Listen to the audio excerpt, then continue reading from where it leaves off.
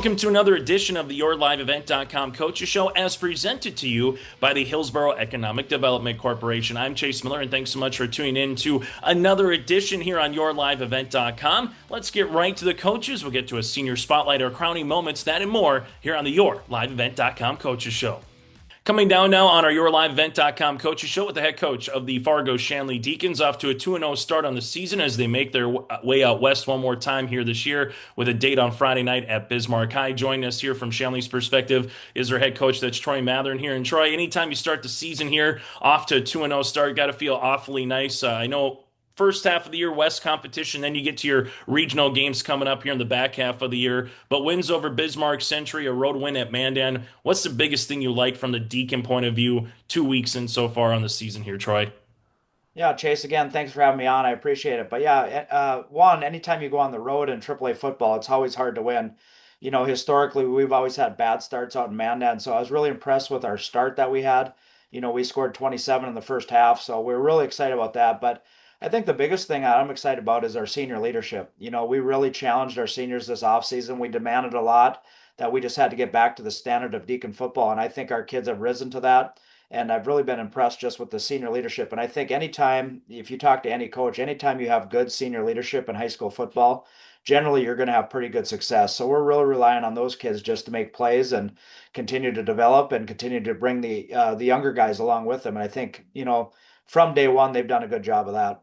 How much is experience valuable here, Troy? It's one thing to have athletes. It's another thing to understand what Friday Night Lights are a little bit about. Shanley's been very fortunate to have really good athletes come through the program here, or you're adding Oak Grove, last year to add some of their athletes as well here, Troy. But I know last year wasn't wins and losses how you would like to have it, but a lot of those guys are maybe their first time starting on a Friday Night Light. Now they're coming back year two, or maybe for some of them year three. How valuable is just high school football experience, for any particular team?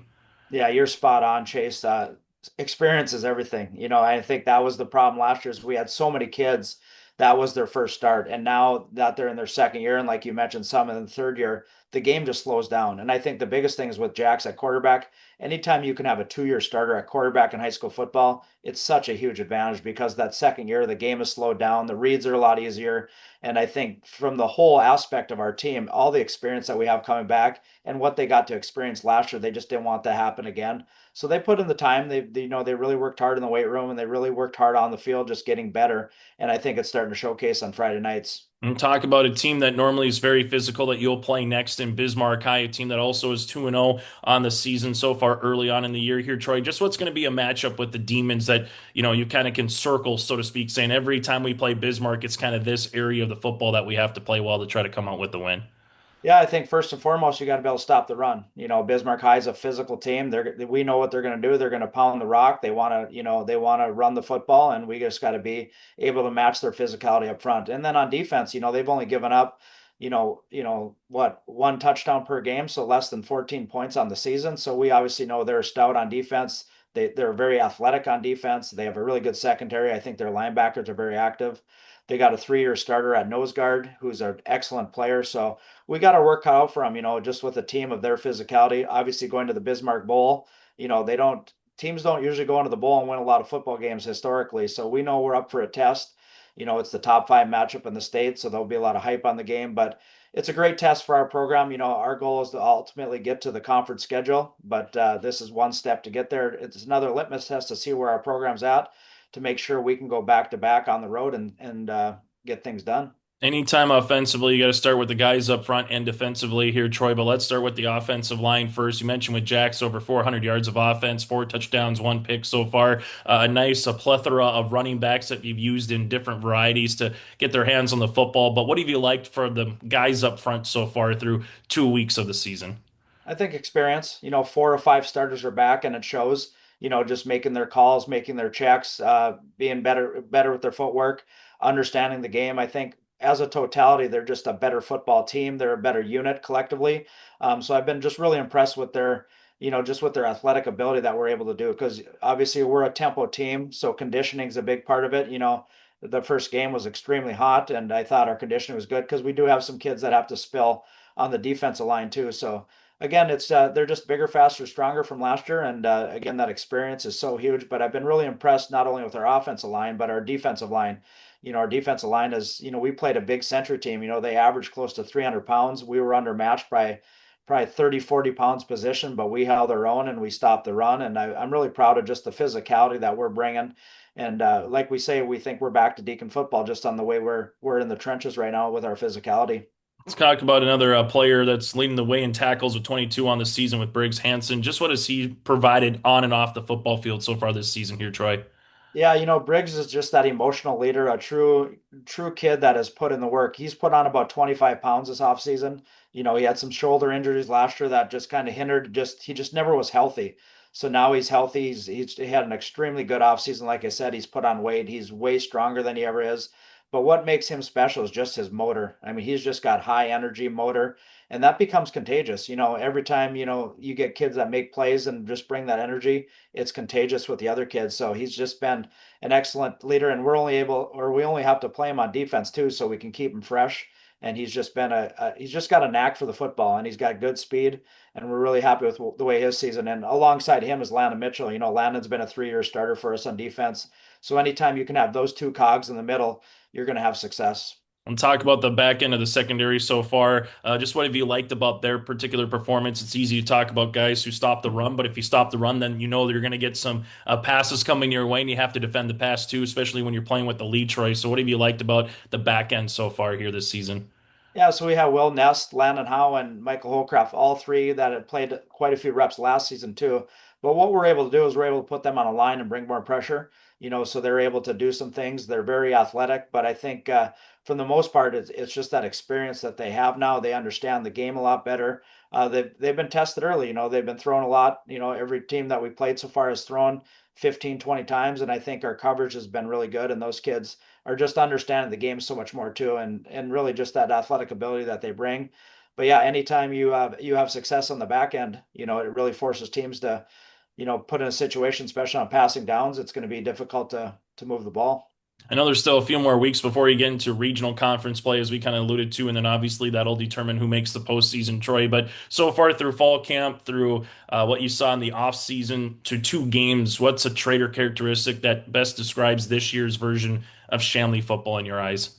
I think it's probably our team speed. I've been really impressed with both sides of the ball, just the way we're flying to the ball. And then offensively, when we're the high tempo, we want to snap the ball quick. In order to do that, you got to have that good team speed. And I've been really impressed with just the way that we're organized again on offense. I think last year we struggled. The biggest thing what kills no huddle is incomplete passes.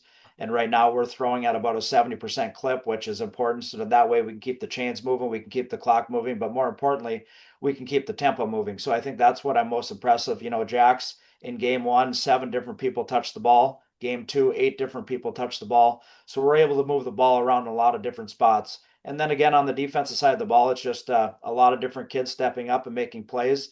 We're not giving up a lot of points, which is good. And it's just kids playing fast. And probably the most important thing is kids are back to having fun. There's just a lot of good energy in our practice, a lot of good energy in our locker room. And again, that's a credit to our senior leadership. The one thing with 3A football, Troy, some years it's similar. Some years there's 1 or 2 new teams just with how enrollments kind of work out, who opts up, who opts down. But for 3A football, just for box scoring, I know you can't take everything for the first 2 weeks. Some guys teams might have some players injured. Some might have, maybe not showing everything yet because they're not getting into those conference games. But what's something from your perspective through 2 weeks as a head coach? Is this pretty parity compared to other years? Is it a little bit better, a little worse? What do you just kind of think across the state of North Dakota so far for 3A? Yeah, I think you're right. It's probably still a little bit early to make, any predictions or figure out where everybody's at, because the biggest thing is there's a lot of teams that have some youth. So early on in the season, they just got to try to figure out where that youth belongs and where you want to go. So I think it's still a little bit early to decide, but ultimately it comes down to, like you said, the conference schedule. So there's a lot of coaches that are going to play more kids than they probably would in the conference games just to get that experience, just to build that depth. And I think everybody's kind of doing that. But I think as a whole, I think the state is a really good football state this year. There's a lot of good football teams. And I think any given night, you got to be prepared because you could get knocked off if you don't show up. But I think both conferences are going to be interesting. I think you could kind of predict one day what you think's going to happen. And I think you could have a whole different prediction the next day based on some of the scores that we've saw the first 2 weeks. But I think there's a lot of parity, and it'll be interesting to see how things shake out this week. I know there's a lot of key matchups this week to kind of shake things out and see where it's at. But ultimately, as coaches, we're just getting ready for the conference season because that's what matters. You got to be in the top four and then make a run from there. Hey, Troy, as always, thanks so much for your time. Best of luck against Bismarck High this Friday night. All right, Chase. Appreciate the coverage. Hillsborough Economic Development Committee supports businesses in the Hillsborough community in the form of loans and grants. Experience Hillsborough. There's more at 104. Our YourLiveEvent.com coaches show continues on. I'm with Goodridge-Grygla Chargers head coach John Wilebski. And coach, let's just get right into it. Off to a great start. You got to be happy with a 3-0 start and how you guys have played early on in this season. Yeah, I am. I was thinking it could have been the other side of the snowball. But so far, so good. And now we have 2 big section games, Stephen Argyle and Kitson Central coming up back to back.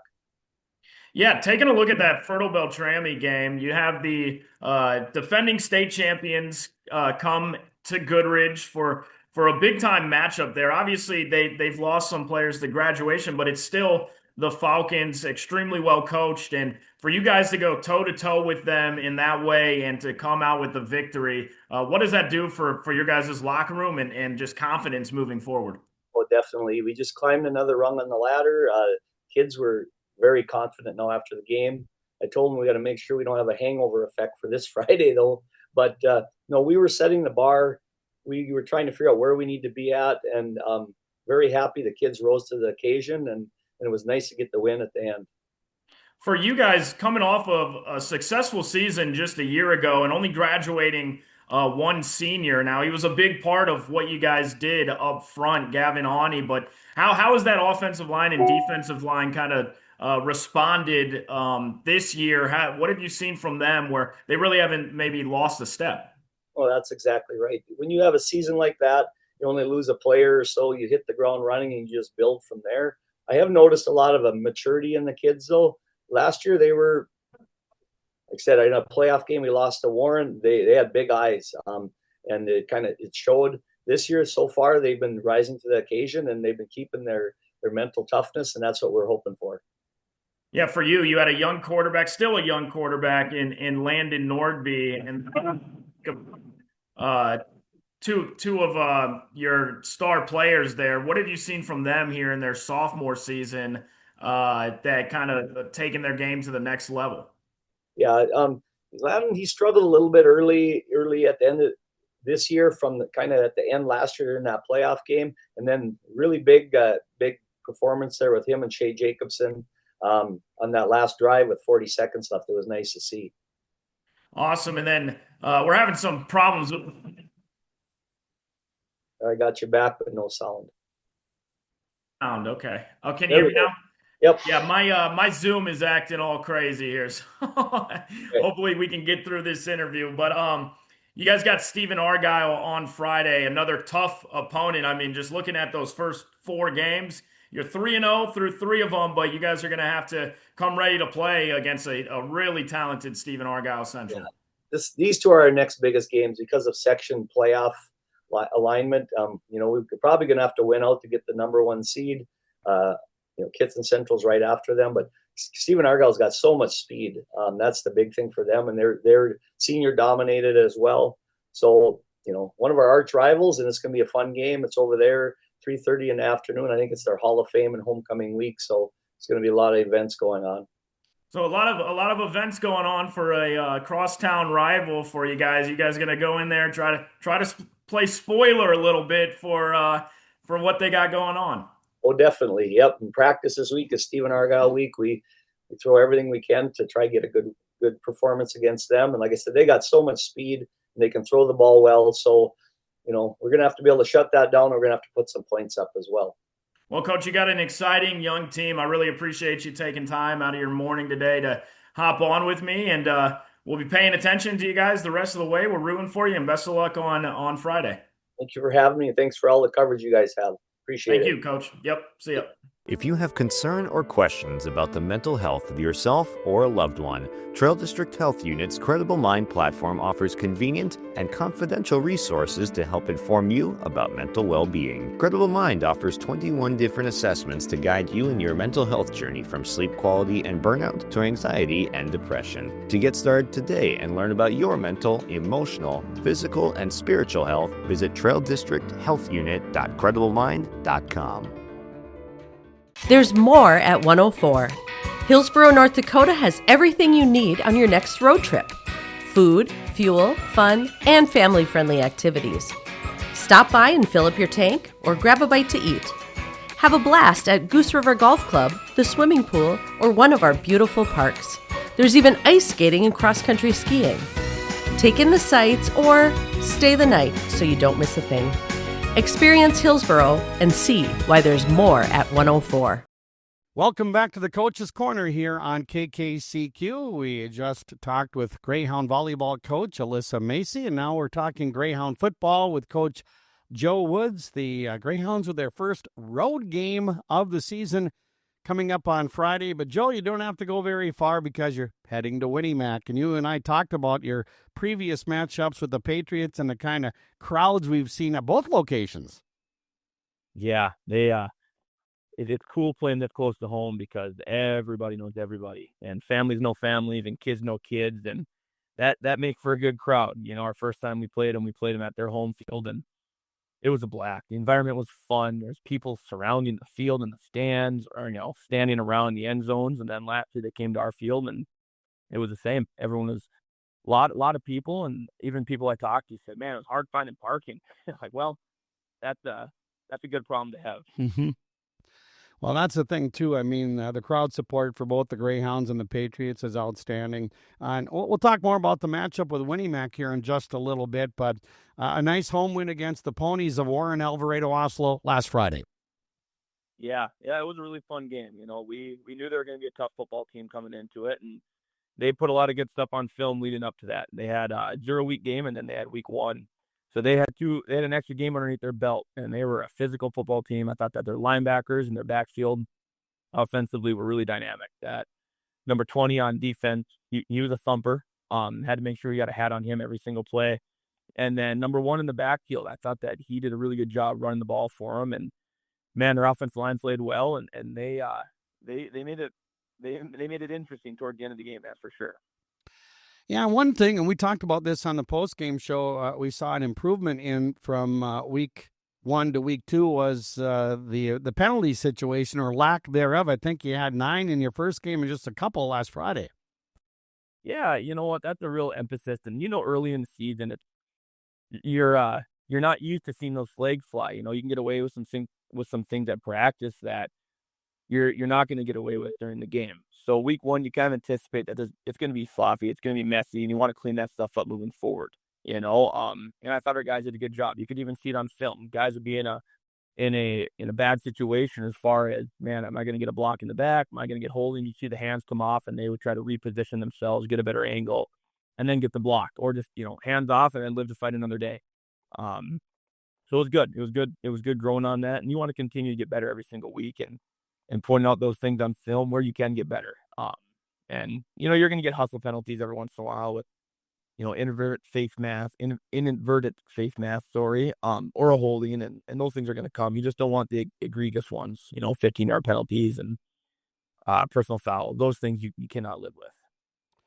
I want to focus a little bit on your line play, both offensively and defensively. And like you've made the comment before, you've got so many kids that maybe didn't have a whole lot of varsity experience before, but are getting it this fall. Let's talk a little bit about the line play on both the offensive and defensive side of the ball. I'm very passionate about the line of scrimmage, both offensively and defensively. And Coach Martinson does a great job coaching those guys up on the defensive line. He really makes sure that they are focused in during practice, and he hones in on the skill. And I just can't thank him enough for all the work that he puts in. And then our kids are receptive. They listen to what he has to say, and they take the coaching, and they go out there and they perform.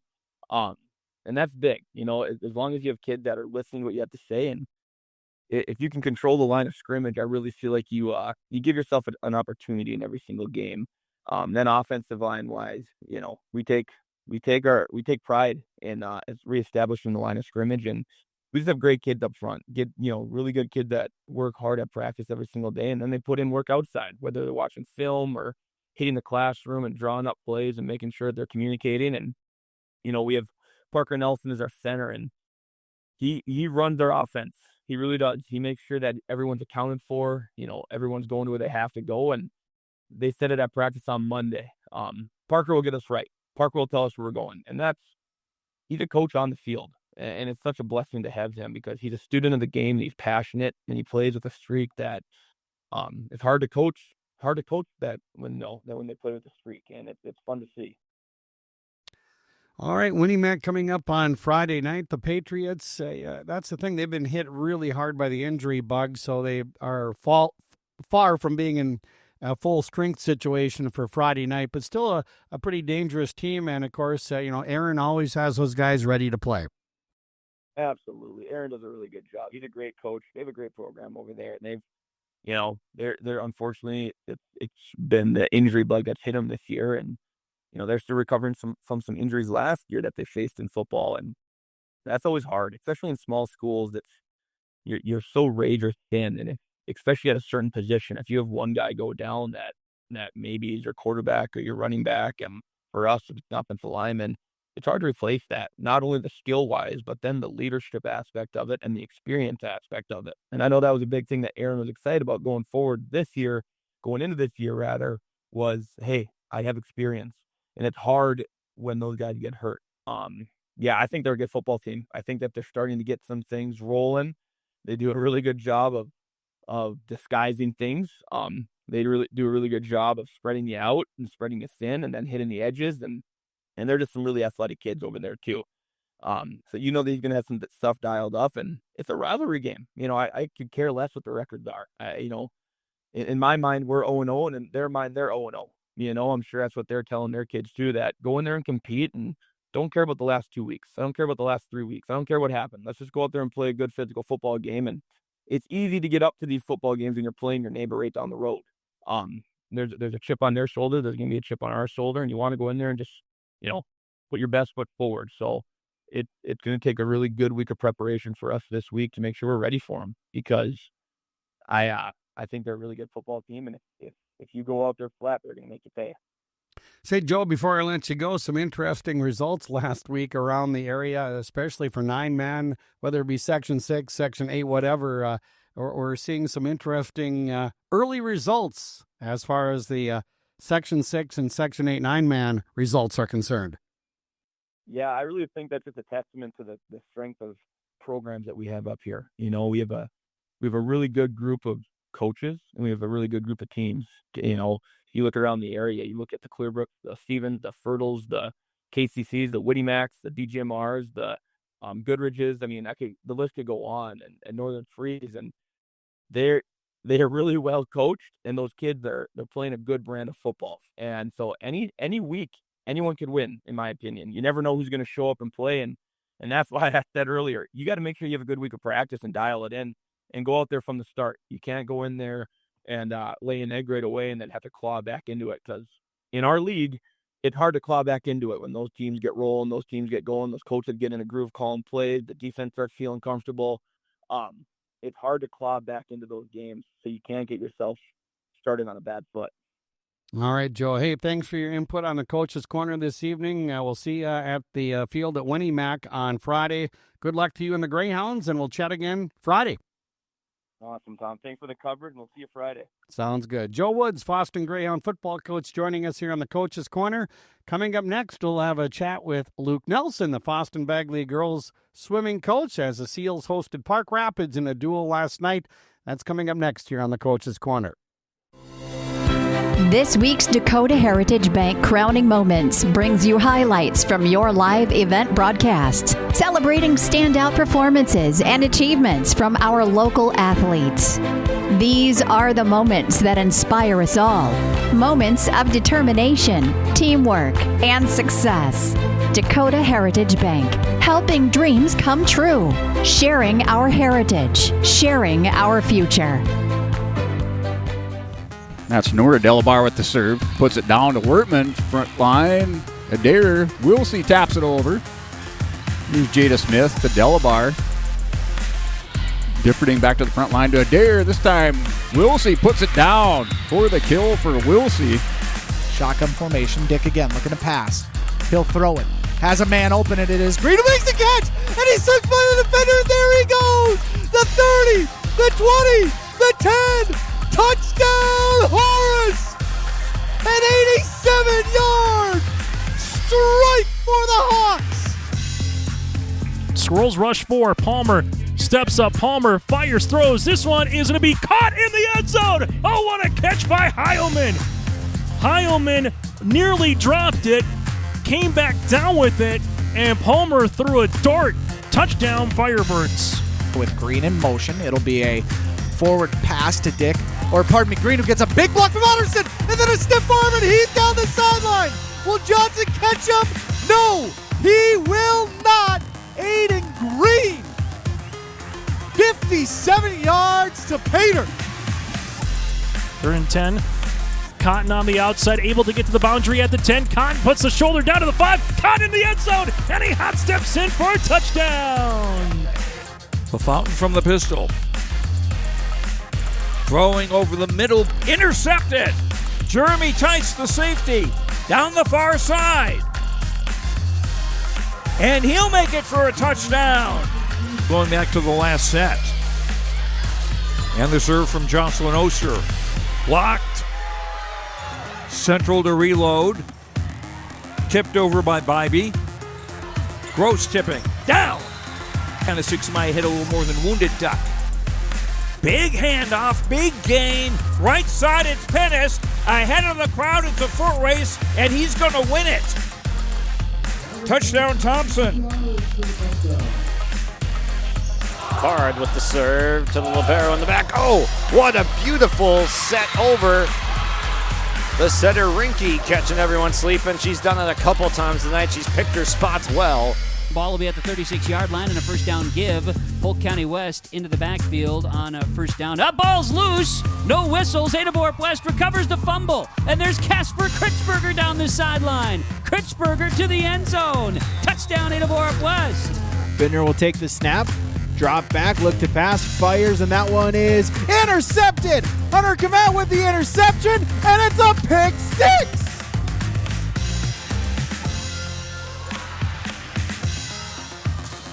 Wall is rejected by Levang. From the 37, back to pass. Satterland feels the pressure, floats one up. Pass is going to be intercepted by Ada-Borup-West. Did he stay in bounds? Casper Kritzberger does it again. Tied at 4 in set 3.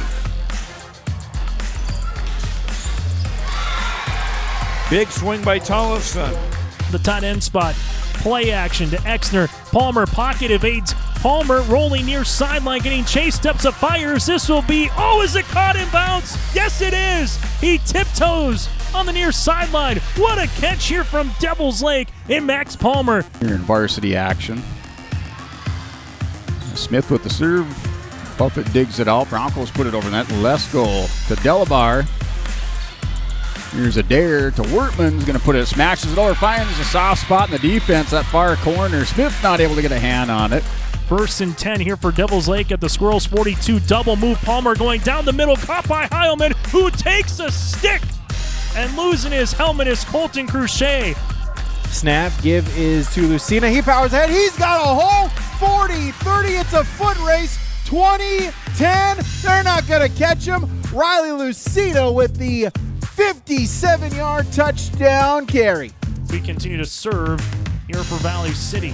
Collins McQuillan set outside. Sanders off the right shoulder blade here of Leak. Hornet goes towards Lavig. Here's a quick set. Wow, that got across fast. And Olivia Olson gets the kill. Lacey Murch doing the serving for Nick Tice's squad. Jalbert handles that one well, blocked away. Lavig down to the ground, gets that one barely over the net. Popped over by Murch.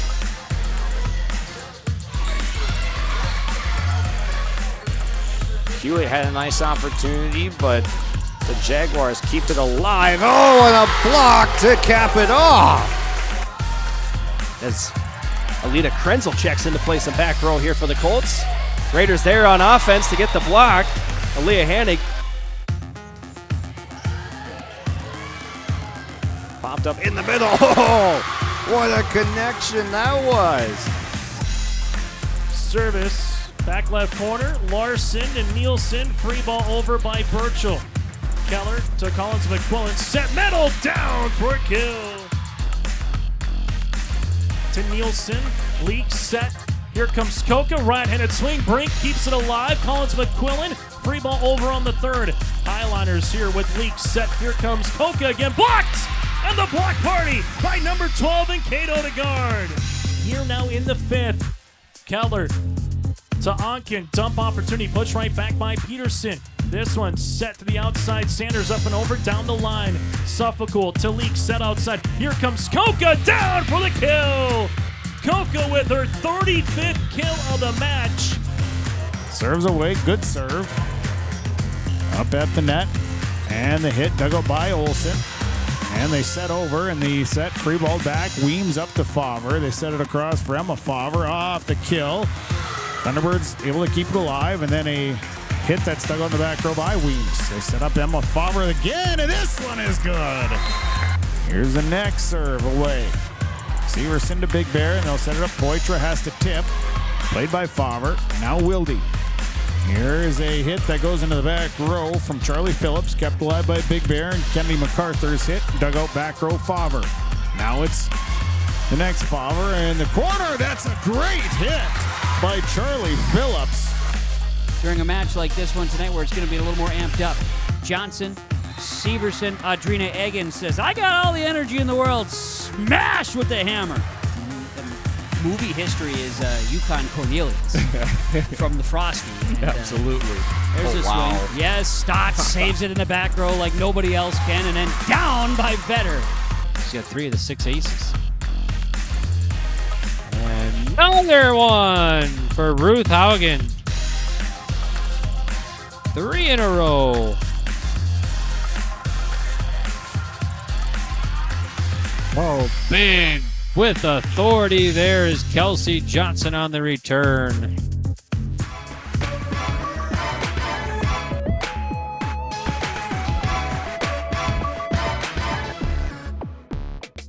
Down on the field, Mike Erickson is with the head coach of Ada-Borup-West Cougar football, Paul Tinjum, as our post-game coaches' comments from Rivers Edge Insurance Agency, 218-456-2172. Mike and Coach Tinjum.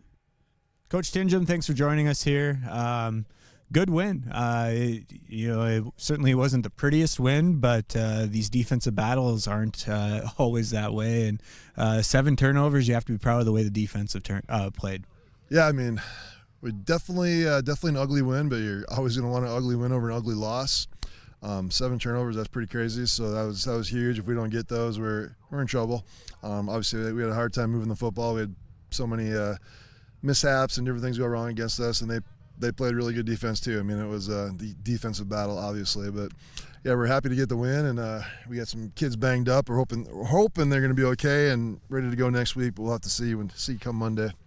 When I spoke with your players, I talked about how your depth was tested today, where you had certain key guys coming off with injuries, and you're putting Tyler Catlett as one of your middle linebackers and moving to center, and a variety of other things too. Can you speak to that and the next man up mentality and the brotherhood and team chemistry that these guys seem to have? Yeah, I mean, we definitely, we had, I think, a couple times we had 2 linemen out on offense at the same time. I think Tyler played wide receiver, I think he played center, and I think he played tackle too. And defense, he played kind of our outside backer spot, inside backer, and he punted too. He did a good job for us. And we had some other guys step up, injuries. I mean, they got thrown in there in a matter of seconds, and they came through for us. So we definitely tested our depth.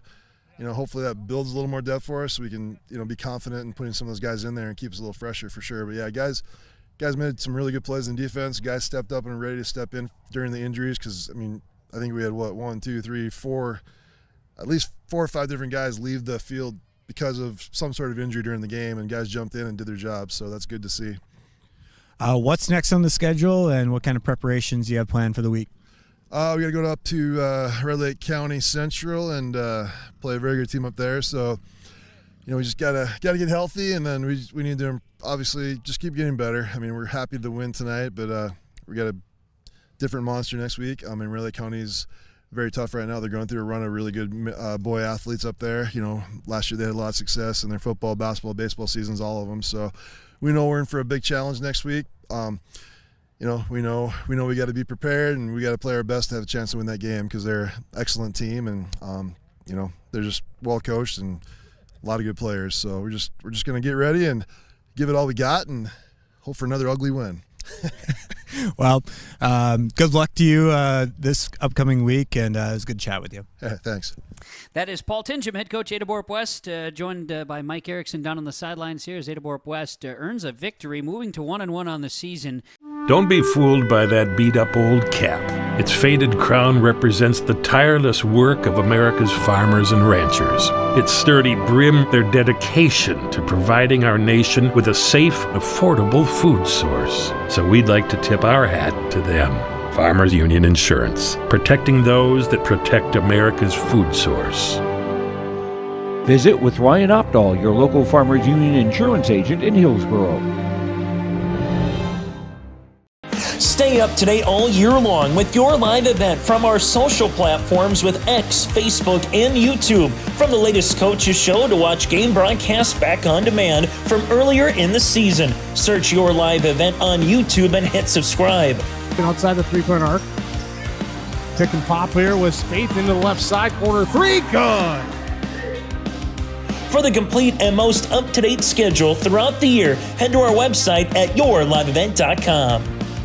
Now joining us for the YourLiveEvent.com Coaches Show, we welcome Paul Clark, head football coach for the Pillager Huskies. Remember doing this with you last year, Coach, so we're thrilled to have you on. A great start for the Huskies early this season. Thanks for some time for the program. Oh, thanks for the opportunity. 2 wins, 2 long road trips for the Huskies to start this 2025 season. Starting off going up to War Road, and then you followed that up with a trip to Thief River Falls. But at least the rides back were enjoyable. Not only 2 wins, but 2 pretty convincing wins, Coach. Yeah, it was nice to see the kids step up and play well. 15 hours in a bus is way too much for this fat old guy. I know that. But you're right. I mean, the ride home was much better after the win, or 2 wins, I guess. And so we'll take it. I mean, glad we don't have to do it again. And State High School League got some choice words about halfway home with both of them for that schedule. But we got the 2 wins, and we don't have to do it anymore. It's kind of funny. We got a little over 4 hours our first road trip, a little over 3 hours our second road trip. Our third road trip is to Holly, and that's about 2 hours. And luckily, our last one is only at Staples. That's, 25 minutes. So that's going to feel like a home game for us. Yeah, no kidding. But again, I mean, you get the 2 victories, and as you looked into the start of this 2025 season, Paul, with a successful season last year, and as you're building your version of Pillager Huskies football family, what has pleased you the most about the way your guys were able to perform on the field in the first 2 weeks? We just have guys stepping up that you didn't know. We hoped, and we thought we had it. They had it in them, but we got guys that are just playing lights out that we had big question marks by, to be honest with you. I mean, we got some star power, don't get me wrong. The Earl Browns, the Grant Grimleys, Andrew Brown, Tyson Decker, those guys. They had a lot of experience, so we kind of figured they were going to be good. But the other guys are really stepping up and playing well, and hopefully they can continue.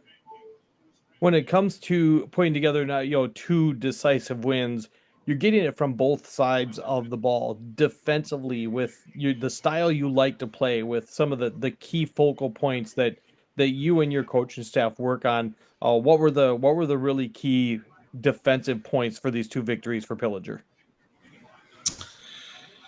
Well, like I said, we got a couple of kids stepping up that we hoped, and then we're just playing fast. I mean, our team speed on defense is really good, and we had the Sunday night in our meeting. We commented that it was so awesome to see, there's 3 or 4 guys it seemed like in every tackle, and they're just swarming the ball, and it makes it a lot easier.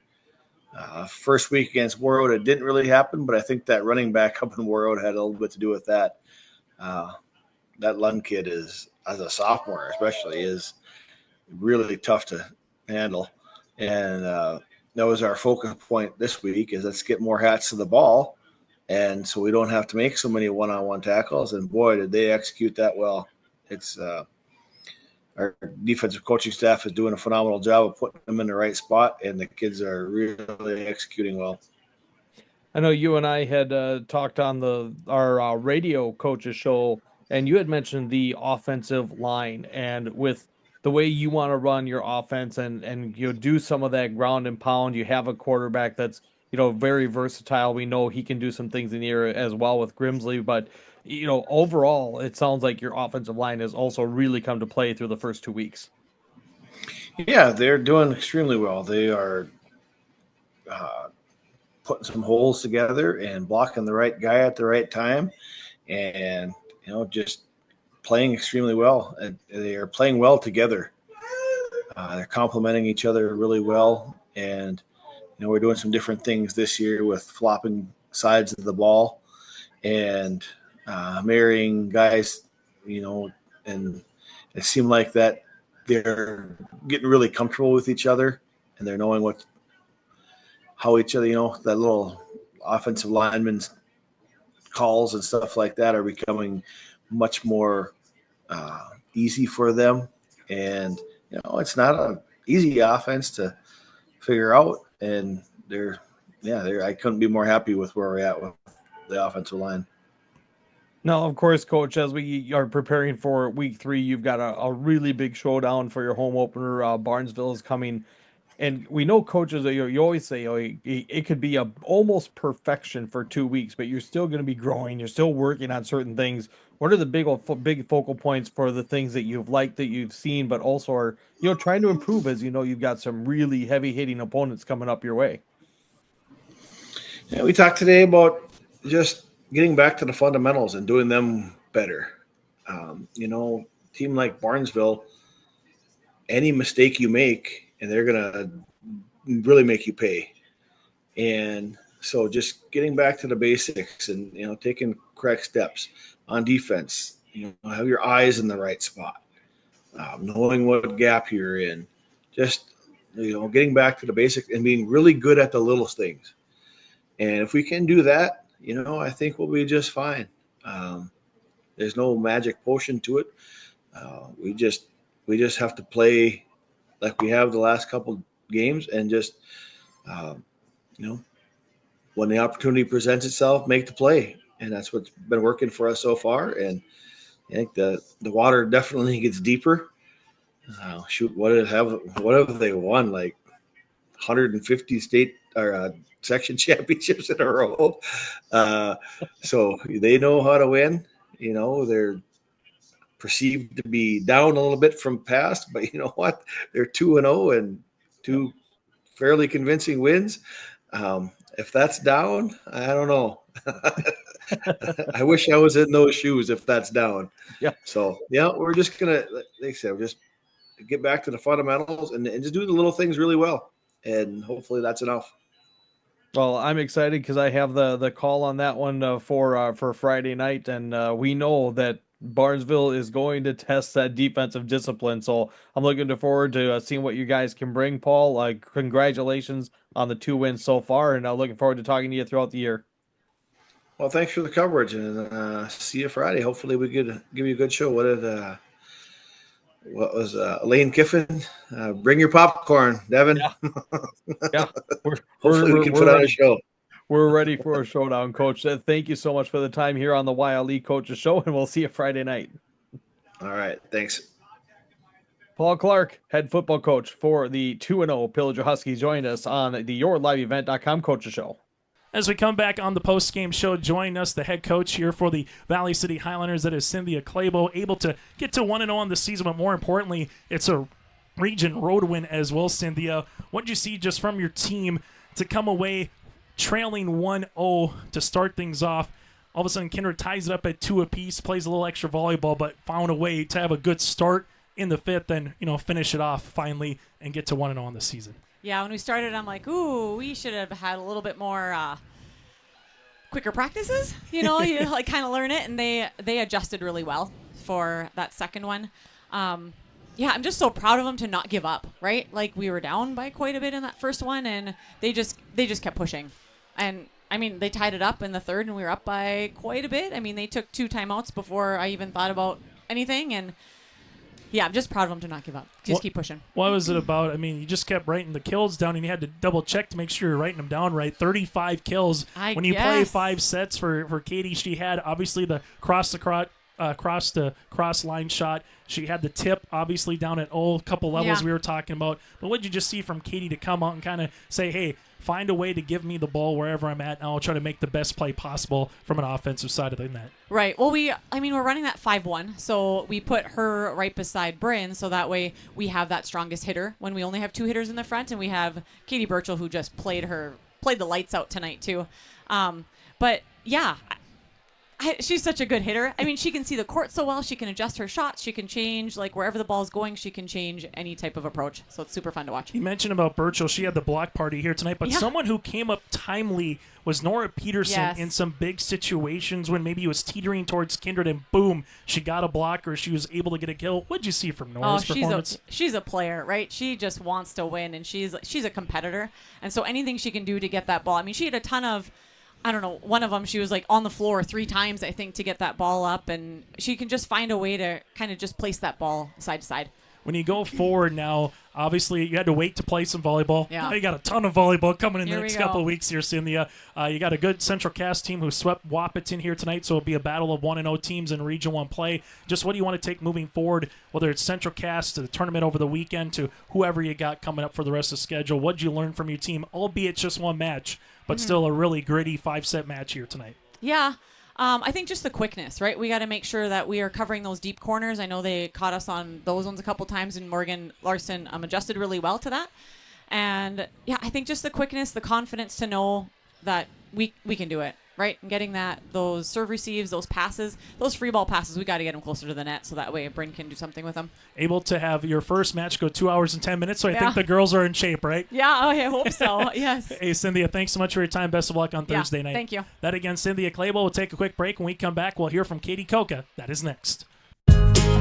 Live, work, and play here in Hillsborough, North Dakota. The Hillsborough Economic Development Committee can assist you with information and support for business and housing. Experience Hillsborough. More at 104. Welcome to the Your Live Event Coaches Show. I've got Aiden Samek here with me, the West Fargo Packer product, headed to MSUM next year. And Aiden, thanks for taking a little bit of time to join us. And how's the season been to this point? It's been a lot of fun. It's been pretty good. We have had a lot more energy than the past 2 years since I've been on the team. So I'm really pumped for what we have ahead of us. Yeah, take me through just some of your favorite memories so far as a Packer, and you've still got a season to go here, plenty of memories to make, but just some favorite moments for you. Favorite moments for sure are spending time with the teammates at state, those state games. Those were a lot of fun, especially with the seniors last year. That was a very memorable moment. And I think this year we can be a really, really good squad and good team. So I hope to look back at this, and my biggest memory will be about this year in this postseason. So that's my goal. Absolutely. And what are some of the qualities, some of the positive characteristics that you see in this Packers team this year that you're looking forward to making memories with? I mean, we got athletes on defense. Our energy at practices every day will come in ready to work. We all enjoy the game, so that makes it easier, and especially with guys that you love. We have a lot of good team chemistry, and we play together real well. Yeah. And with a lot of your time coming at that running back position, tell me just like what your style is and how you would define your game. I would define my game as an elusive back. I can run up the middle through the guards and tackles. I got the speed to get the outside. I can catch the balls as a wide receiver. So I think I'm very versatile and can play honestly multiple positions. I know you said running back, but I think I could do it all. So and that really translates to me playing running back because I can use those skill sets to apply to the games and other things. Yeah, definitely. And just what is your favorite part about just being a flexible player? Is there anyone that you've looked up to that can kind of do multiple positions? Anyone you model your game after, or does Aiden Samek just have a one-of-a-kind experience? I would say I'm a huge Miami Dolphins fan, so I would say Devon Achane. He's running back for them right now. He's not the biggest guy, but he's so fast, and I love watching him play. So I think my game most definitely models after him. And yeah. So. Yeah, that's a cool one right there. Didn't think I would hear the answer, but it's a great one. I love it. Yeah. What about MSUM coming up here? What was the draw to becoming a Dragon here, joining Steve Lockway's team? They're a very welcoming program. They got a very great community there. And every time I've went on campus there, it just felt like home. It felt like family. And I'm very excited to spend my next few years there and be a Dragon, get better at football. And especially with that type of community means a lot. So, and it's close to home. And I got a buddy, Scary, committed there as well. So it's pretty sweet. Yeah, absolutely. Well, go Dragons, went there myself. But with your game, how do you think it's evolved over the last couple of years? How have you gotten to the point you're at? What's an improvement that you've seen just evolve throughout your development? My vision, I can see the field pretty dang good now. I've always been able to see the field, but like now, just my patience, and making smart plays. I've most definitely gotten better at that. Yeah, definitely.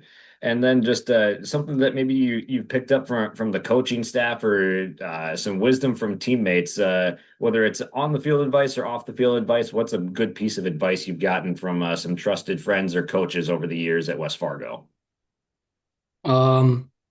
If you're not the enforcer, you're probably gonna get laid out. So go in there 110% every snap and go hit a guy. Absolutely. So I got as few coaches I've had in the past just tell me go be a dog out there. So I'm gonna go be a dog out there.